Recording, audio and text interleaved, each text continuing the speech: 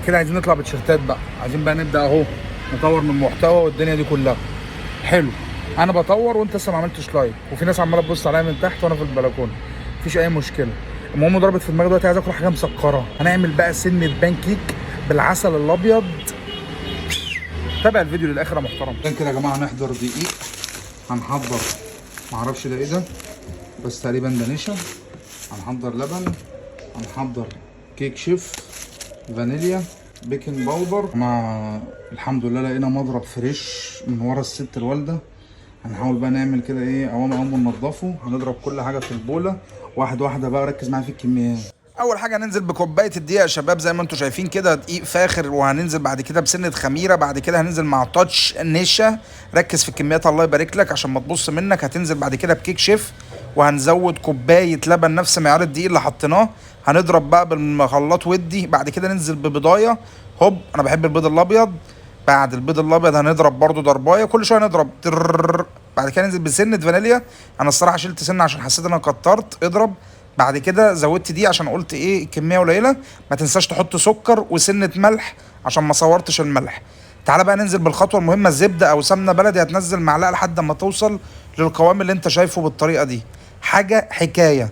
حطينا شويه في الفرن، قلنا نجرب الفرن هيعملها ولا لا. وهنا بقى لو امك اديتك الطاسه التيفال، هتحط سنه زيت بسيطه وتبدا لغايه ما تفقفق، واول ما تفقفق لازم تقلب. ركز في المهم.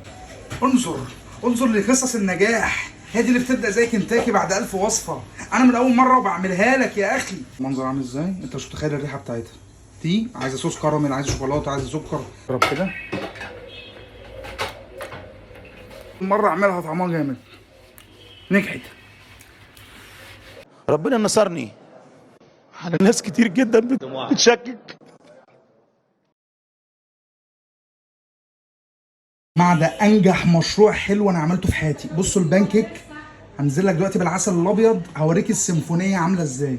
دي وصفه امي قالت لي انا اعملها في الفرن، انا بقى مش ضد الفرن. بص الفرن عامل فيها ايه، ده هتطلع نقائق، لكن دي هي دي البان كيك الاصليه. بص الطبقه بتاعتها عامله ازاي. انا هدوق يا باشا واقول لك رايي بصراحه. انت اللحظه دي وراجل محترم اعمل لايك. بص حطينا عسل ابيض، يلا ندوق. حكايتك حكايه زي ما بيقول كوكو انديس. هنا لو شرايين قلبك مساعداك انزل بالقشطه، وبعد ما تنزل بالقشطه وتدوب تحط عليها عسل ابيض. عايز تحط شوكولاته حط، عايز تحط كراميل حط، عايز تحط لايك حط برضو، مش هنقول لك حاجه يا اخي. مش متخيلين طعمها عامل ازاي بالقشطه بالعسل، والمقرمشه طلعت جامده بتاعتهم.